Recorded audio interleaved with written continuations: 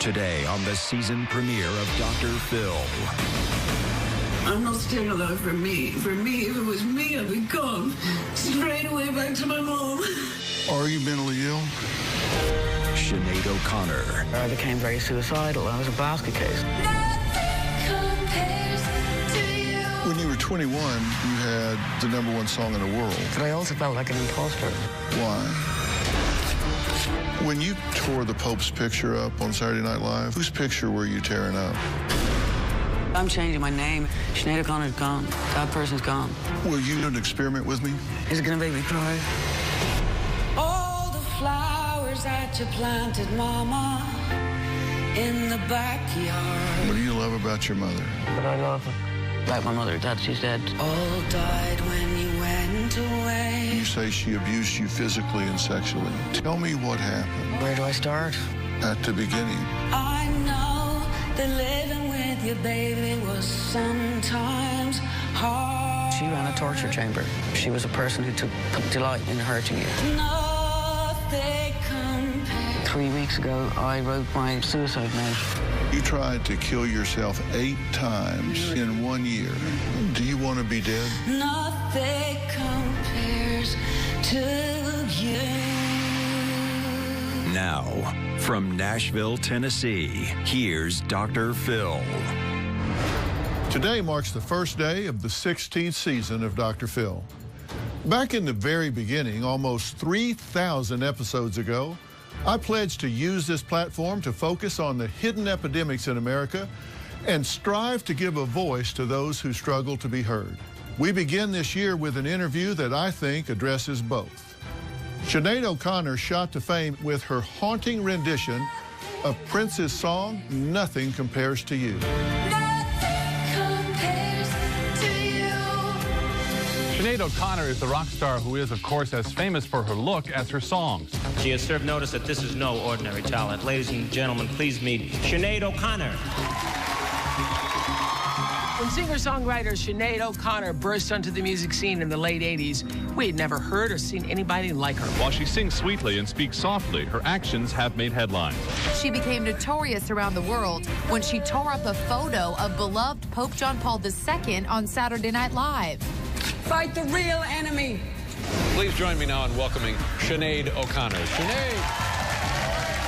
Sinead was a superstar with a Grammy-winning, multi-platinum album. Critics said that the then 23-year-old singer was poised to become one of the most influential figures of her generation.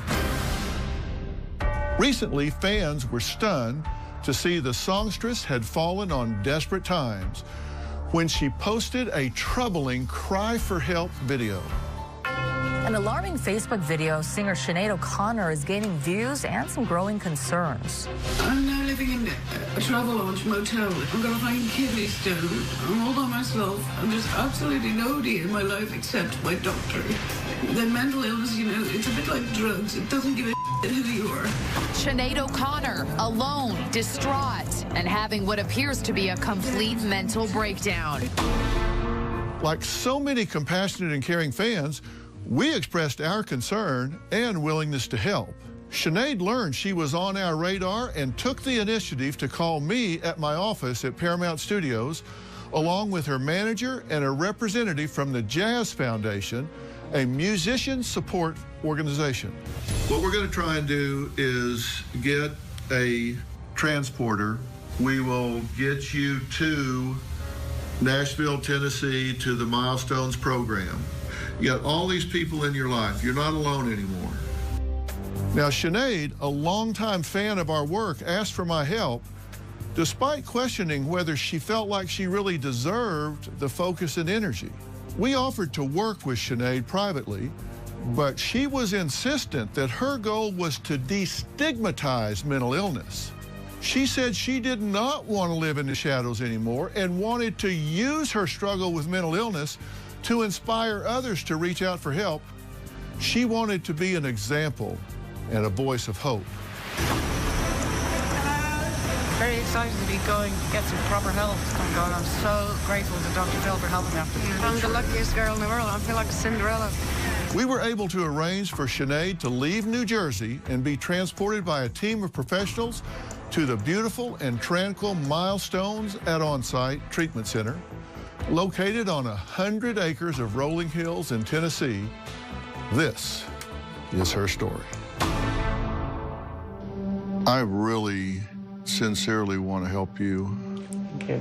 You are a very important teaching tool because you are absolutely inspirational to millions of others that are struggling with what you're struggling with. And for you to have the courage to candidly and openly talk about this gives others the courage to come forward and seek the help they need. Right. And so... Well, I'm hoping we can save some lives. Well, you're using your life to do exactly that. There's a certain group of people who are absolutely afraid to open their mouth about mental illness, and that is rockers, people in the music business, famous people. I think it's important that those of us that are in the entertainment industry, actually do begin to open up. You posted a video on Facebook a few weeks ago that had a lot of people concerned about your well-being. I can't tell you how many messages we got from people. I always love hearing Dr. Phil say, "I'm not going to give up on you." Can he do anything for Sinead O'Connor? As everyone has seemed to have given up on her, I know he will not. Please help this woman. Aww. Then here's another one. Dr. Phil, I saw this most heart-wrenching video cry from singer Sinead O'Connor on the Daily Mail feed.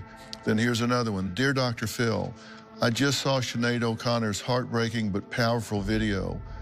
It moved me. I so hope you could help her out. Well, I mean, I've got pages and pages I'm of these. actually just really moved by that. I mean, look at these just... That is just so lovely. I'm so moved. I have to say thank you to all of those people. Thank you so much. You know, I have millions of viewers, and they watch for a reason, and they know that I take this seriously, and they took you seriously. I can't tell you how moved I am. I can't find the words for once in my life. Dr. Phil and these people are the first people to ever manage to shut Sinead O'Connor up. Well, I have to tell you, in all seriousness, I'm really sorry it took me this long to find you. I'm not, because I'm so happy that you did. This is the time that God decided you were supposed to find me. I mean, that's why all these people are writing and saying, you know, please help this woman. But isn't it funny how God works in very mysterious ways? Because this all kicked off, this few years of nightmare started with a kidney stone. But now I'm glad, because if not for the kidney stone, I wouldn't have had the pity party that made me make the video. And we wouldn't be sitting here now, you know? I want to play a little bit of that video and ask you to comment on it. I just can't understand how a person could be left so alone, and I want everyone to see what it's like. It's why I'm making this video. All the people who are supposed to be loving you and taking care of you are treating you like Who are the people that won't take care of you? Are you talking about your family?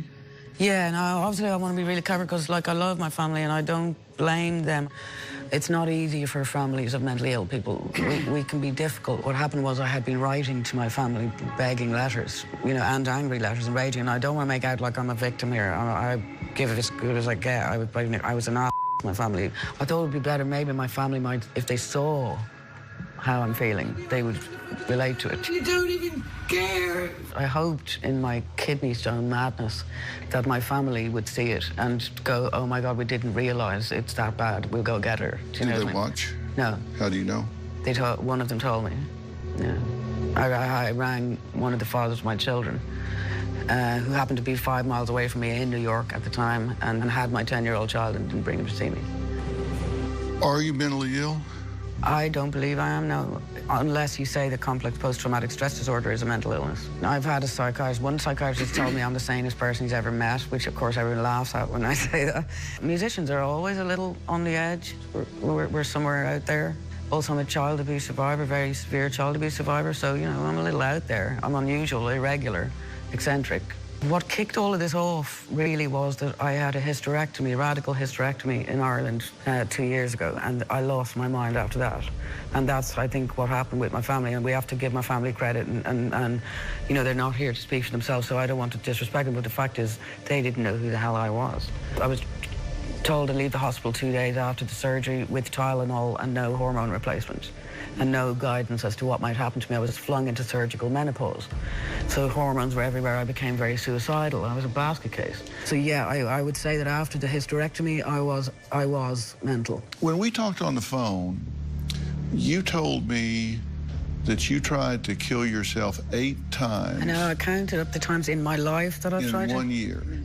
Why? Because they left me. They left me and they wouldn't let me see my child. His father, who never bothered with the child, snuck him into foster care behind my back while I was in hospital trying to recover from being bonkers. And so off he goes into foster care. My family, they all left the child there for 6 months. Of course, I lost the plot, raging, angry. And anger was part of the suicidal feeling, and also was the grief and unfairness, and I can't get hurt unless I'm dead in front of them, blah, blah, blah, you know. But that's what it was really about. That's what made me lose my absolute mind, was that they kept me from my most vulnerable child. Also, in some of my abuse as a child, my mother quite regularly was attempting to destroy my reproductive system. So the surgery was very triggering. You say your mother abused you physically and sexually. And this is really important to me. Tell me what happened. What did she do? Coming up. Where do I start? At the beginning. She ran a torture chamber. She was a person who took delight in hurting you. She used to make me say over and over, I'm nothing, while she was beating me. I think it's very important I tell you, my mother is not the only person I've been raped by. On an all-new Dr. Phil, a daughter's suicide. You believe her boyfriend knew she was going to kill herself. And 2 parents. I love Samantha more than anyone I have ever met. You didn't go to the funeral? No, I had a licensure exam that day. Struggling with grief. Her clothes, Jonathan. Why can we not have our daughter's clothes? I told you, they were outside. You could come get them. That's tomorrow. That living with you, baby, was sometimes hard. We now return to Dr. Phil's exclusive interview with Sinead O'Connor. You say your mother abused you physically and sexually. And this is really important to me. Tell me what happened. She was not well. She was really very, very, very not well. I would say she was possessed, although I'm not sure I believe in such things. So either she was just a sadist and a pedophile, or she was possessed by the devil. Well, let me work backwards here. When you were 8, your parents divorced after a really troubled relationship. And well, there was no divorce in Ireland. They separated. And then what happened was, when the day my father left, we were very upset. My father had built us a shed in the garden, a hut to play in. My mother was so angry at us for being upset that he left that she said, right, if you love him that much, you can live in the shed. So from the day he left, we were living in the garden for months. Well, when you mean garden, you mean the yard? The backyard. The backyard. Yeah. It would not be fair for me to discuss anything that she did to my siblings, so I have to only discuss what she did to me. Okay. But she ran a torture chamber. It was a torture chamber. She was a person who took delight, would smile in hurting you. What did she do? Where do I start? At the beginning. My earliest memory, she's telling me that I shouldn't have been born. She didn't want me. She didn't want girls. She wants me to be a boy. She dresses me like a boy. She chops my hair off. Whenever she beats me, which is daily, I'm naked. She makes me take my clothes off. I have to lie on the floor. I have to open my arms and legs. I have to let her attack my abdomen. She wants to burst my womb. She wants to destroy my reproductive. She wants to stop me being a female. She did this to you for how long a period of time? From 0 to 13. Thing? So she basically, it would be sweeping brushes, she'd be stamping on me with her feet. The phone would ring in the middle of it and she'd be like, oh, hi, how are you? Her foot would be on my naked on the floor. I'm 3, 4, 5 years of age. Kindergarten, I win the prize for curling up in the smallest ball. I remember being about 5 or so, we were meant to go somewhere for the weekend. She made me put on a dress that used to belong to my sister and the button was missing. She beats the out of me because the button is missing off the dress, takes the dress, takes the light bulb out of my room, locks me in my room, and then everybody leaves for the weekend. She's the type of person, she'd make you get every Bible in the house and every hockey stick. We used to be terrified. The last day of school in summer was the most unhappy day of our lives. All the other kids would be delighted. We'd be hiding the hockey sticks and the tennis racks and crying because we're stuck with her for the summer. She would invent reasons to beat you up.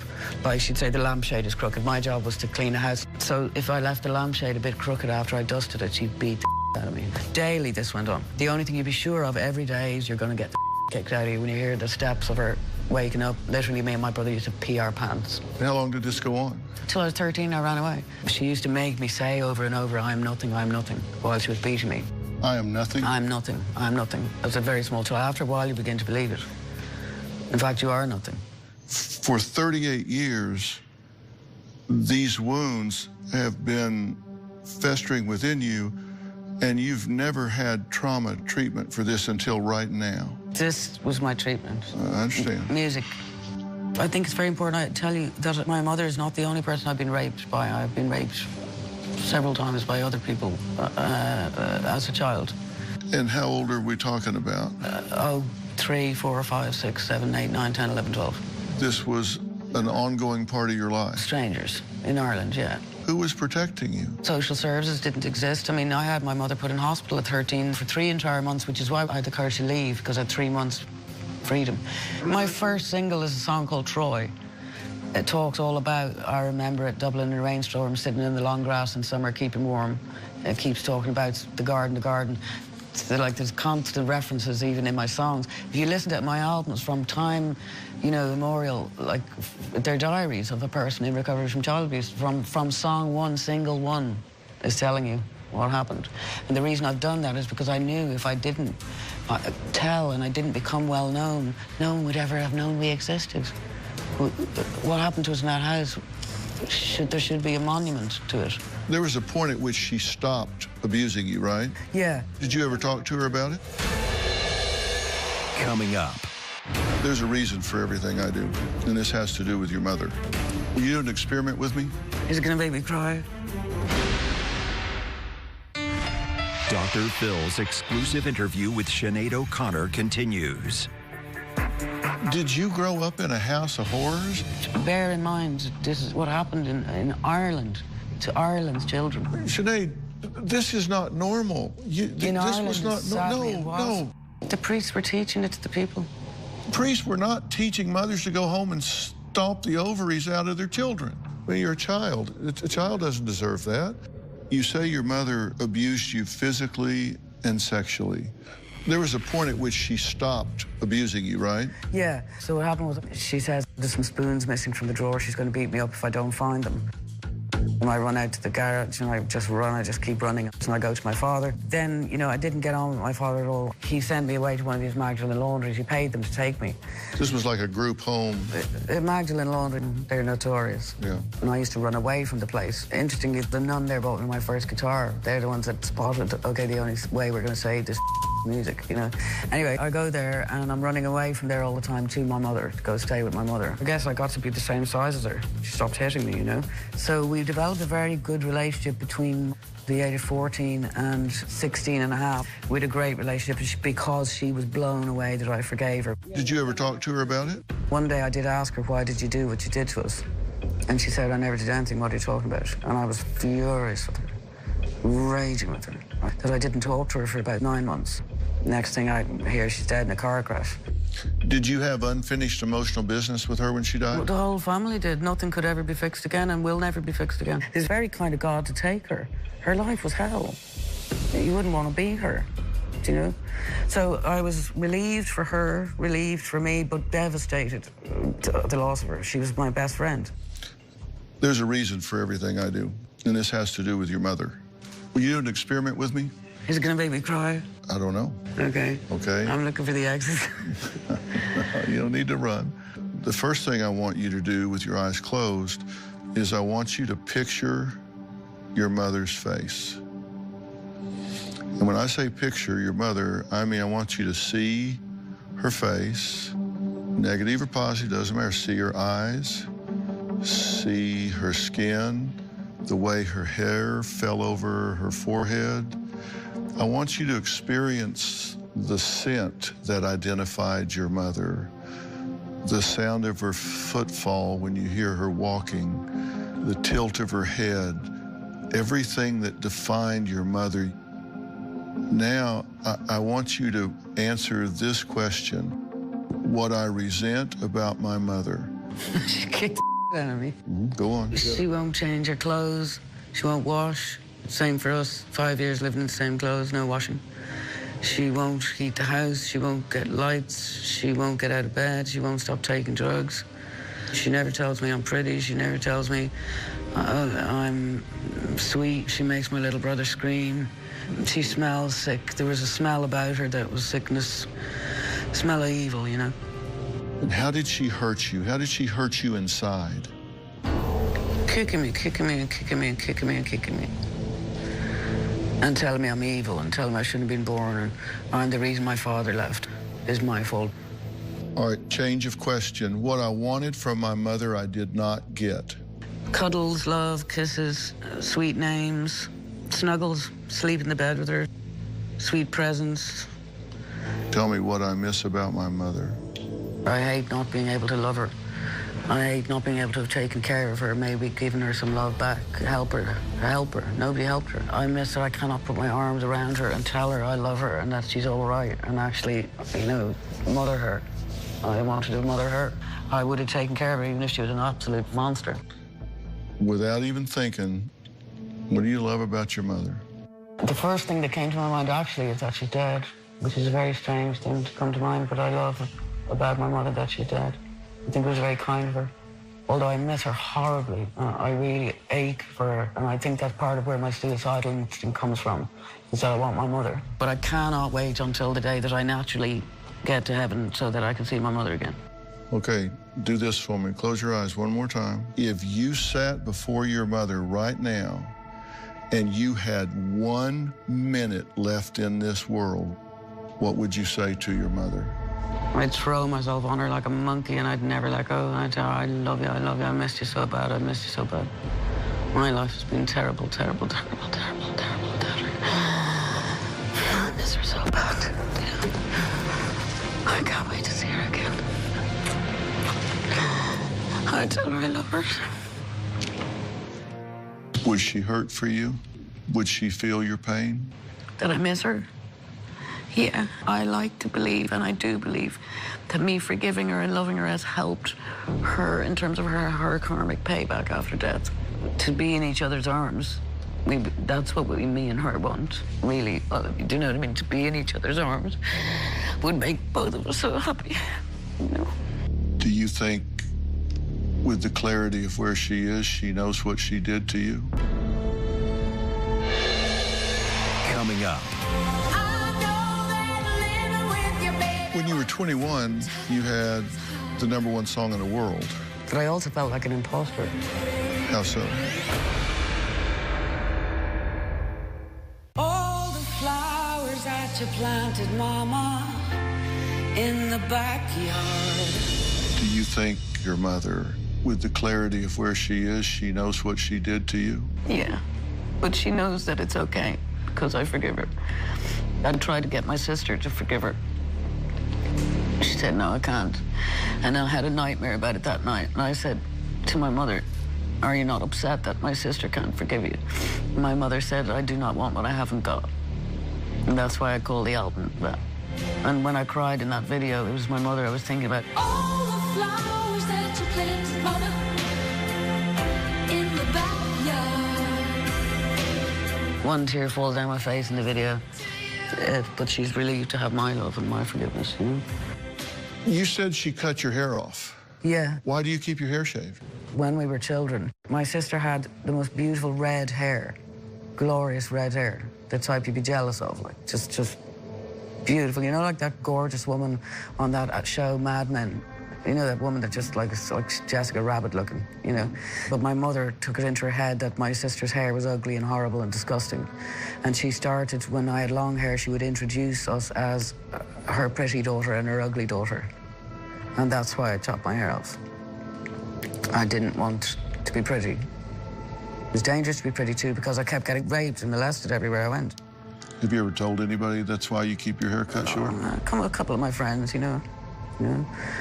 But that was a huge part of it. I didn't want to be raped. I didn't want to be molested. I did not want to dress like a girl. I did not want to be pretty. You know, other girls beat you up if you're pretty too. The other reason was in the music business. I was asked one day by my record company, would I grow my hair long and wear short skirts because they wanted to sell me on my sexuality. And I was like, I didn't want to be sold on that. I wanted, if it was going to be successful, I wanted to be because I was a good musician. So I said, no, it's got to be about how I sound. Plus, I was a protest singer. I came from an age of protest singers.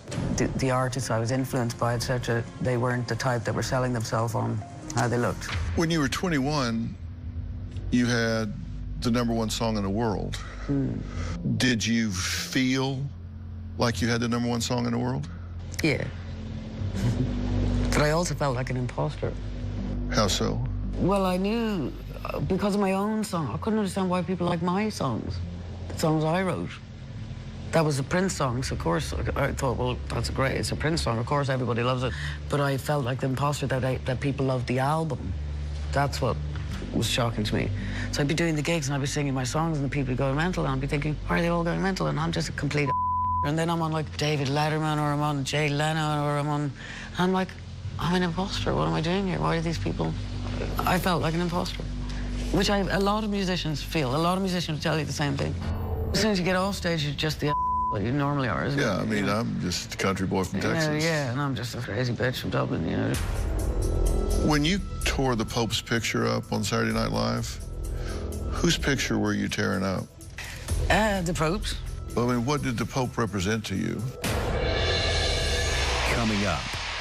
I actually became a singer because I thought it was so evil that I was going to go to hell, and I wanted to sing so that I might have a chance of getting into heaven. Tomorrow on an all-new Dr. Phil, a daughter's suicide. You believed her boyfriend knew she was going to kill herself. And two parents. I love Samantha more than anyone I have ever met. You didn't go to the funeral? No, I had a licensure exam that day. Struggling with grief. Our clothes, Jonathan. Why can we not have our daughter's clothes? I told you they were outside. You could come get them. That's tomorrow. Dr. Phil's exclusive interview with Sinead O'Connor continues. When you tore the Pope's picture up on Saturday Night Live, whose picture were you tearing up? The Pope's. I mean, what did the Pope represent to you? Interestingly, what people don't know is that, first of all, we in Ireland knew 10 years before you all did about child abuse within the Catholic Church. We had evidence. The photo itself had been on my mother's bedroom wall all my life.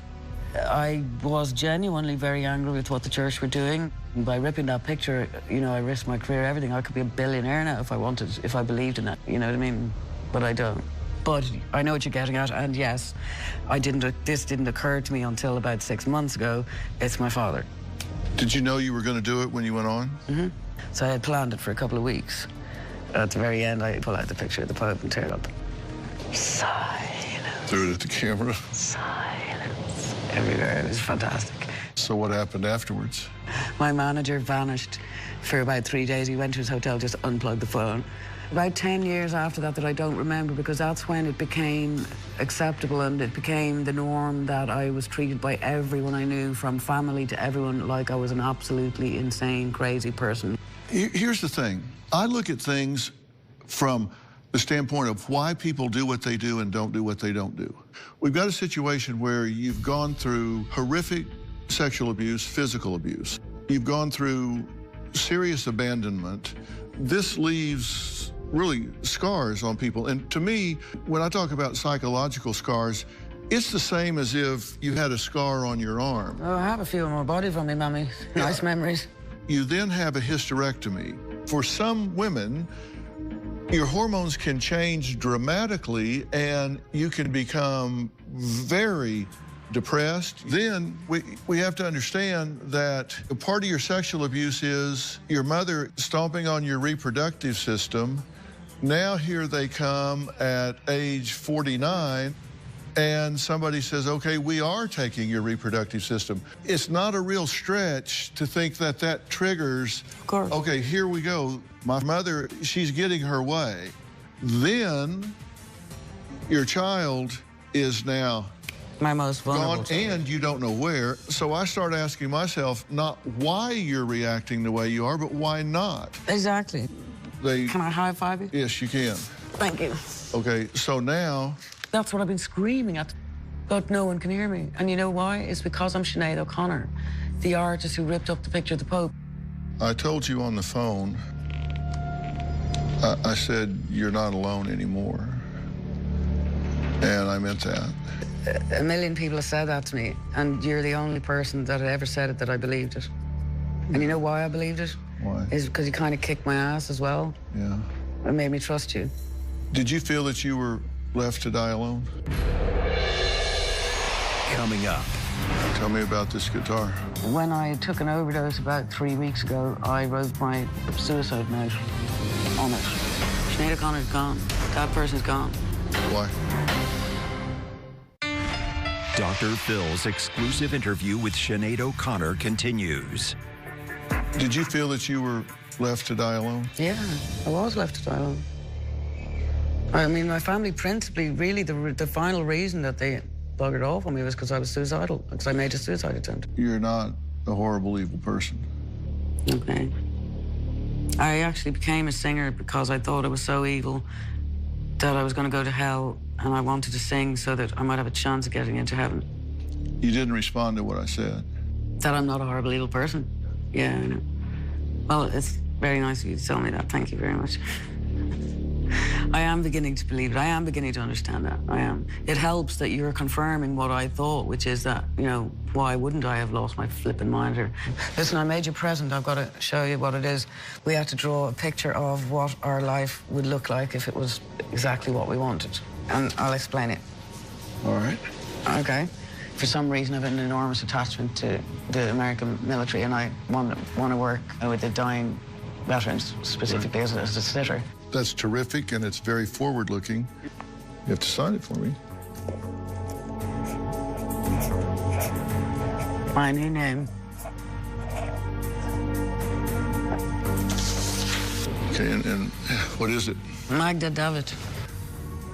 Sinead O'Connor's gone. That person's gone. Why? Because I don't want to be that person anymore. Are you going to record as Magda Devitt, the artist formerly known as Sinead Yeah, O'Connor? for the first album, I'll have to say that. I will have to do like Prince did, yeah.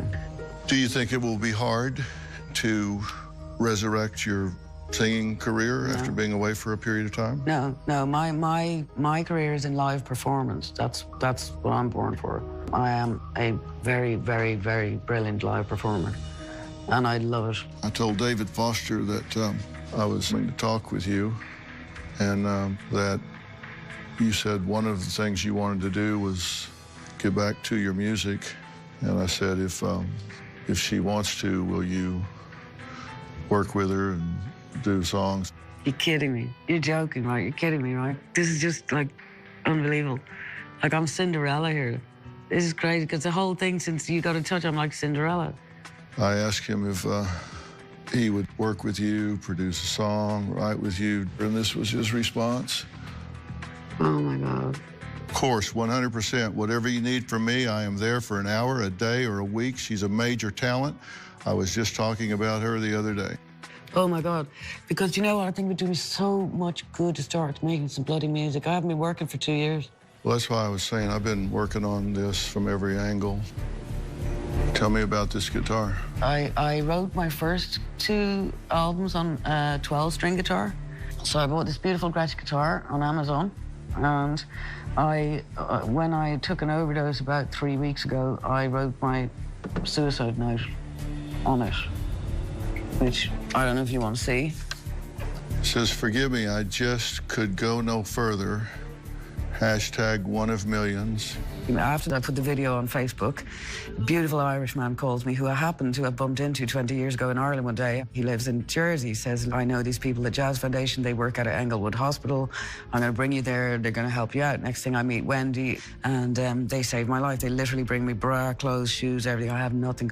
The Jazz Foundation are incredible people, and we do have a crisis in rock and roll at the moment of suicides. The whole purpose was to bring this to the attention of other people to help them avoid committing suicide. Well, that's the thing. She's using her life, but that's the time to use it. She's a great teaching tool, and she has all of this stretched out ahead of her. And the musicians are the healers. So I would like to be able, if you would allow me, to read the list of the names of all of the rock and roll suicides that have happened since rock and roll began. Of course. Okay, here we go. Graham Bond, Pete Ham, Phil Oakes, Tom Evans, Del Shannon, Richard Manuel, Danny Gatton, Brad Delp, Vince Welnick, Ronnie Montrose, Bob Welsh, Keith Emerson, Chris Cornell, Chester Bennington, Kurt Cobain, obviously. I include Amy Winehouse. I include any artist who died from drugs in the music business. That is a suicidal behaviour. Whitney Houston, poor daughter as well, God help her. Well, I know there are hundreds more. There are hundreds more. But I want to include it in there, everybody that died of drugs or drink. Will you play it? But yeah, I will sing you a song, but I'd love to, yeah. When we come back, you'll get a chance to hear Sinead sing. Her voice is just as pure as when she released Nothing Compares to You. But first, take a look at some of the other great shows we're working on this season. We're starting season 16. Can you believe it? You bring heroin into my home? You gave up on me. You told me I wish you were dead. Where did these come from? Never in my life have I been physical with anybody. Your son was a part of my family. My son has never been a part of your family. I'm a really good drunk driver. She was arrested in her car with no pants on. You seriously believe you're not an alcoholic? What about our wedding day? You need to learn how to close your mouth. You need to get yourself under control. Why are you dating a 14-year-old child? That's a fourth-degree felony. You're just a loser, Paul. You're a verbally abusive dictator. You're the failure of a parent. You're the failure of a parent. You have no job. You are living in the car. I have 2 vehicles. Does the other one have a windshield? Who do you think you're talking to? I am your father. Your daughter, we know, is violent and physical. Shut the f*** up! And you want to get up in her face and say, "What are you doing?" I hate myself so much. There are times where I just want to die. But if I killed myself, I know my family would be so hurt. So that's why I just hurt myself. So they wouldn't have to pay for a funeral. My stepdad is guilty of molesting me and my sisters. These women have lied to put me in jail. You know what you did. I didn't do what you said I did. Oh, yes, you did. I am not a liar. I am a strong, powerful woman despite all the crap that you did to me.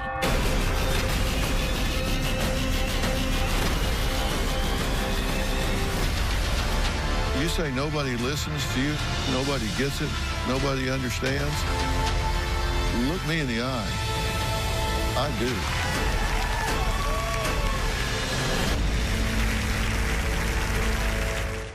Want to know what's coming up on Dr. Phil? Visit our website and subscribe to our email newsletter. You'll get weekly updates, life strategies, and exclusive video that you won't find anywhere else.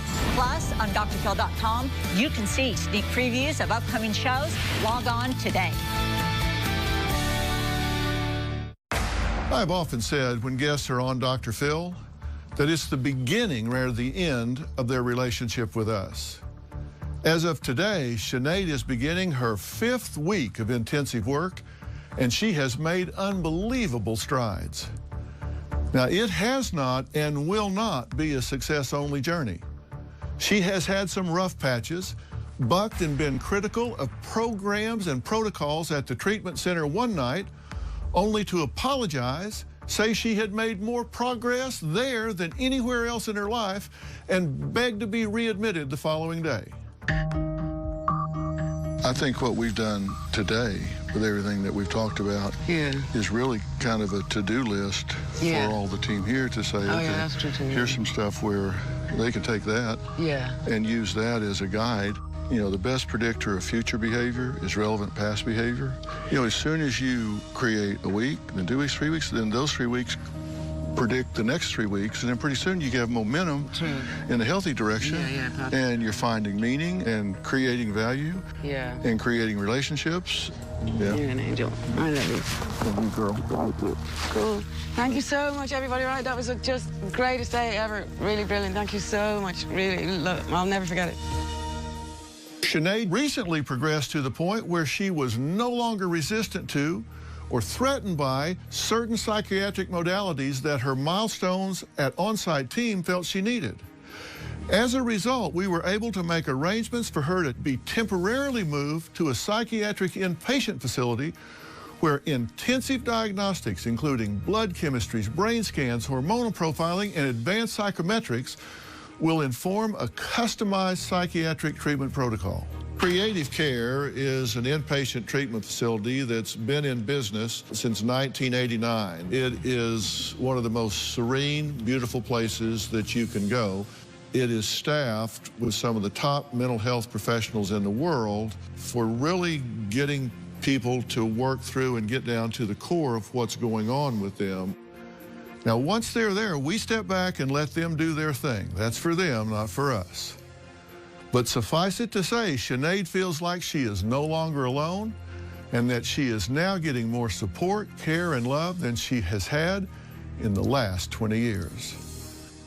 I know that living with you, baby, was sometimes hard, but I'm willing to give it another try. Oh,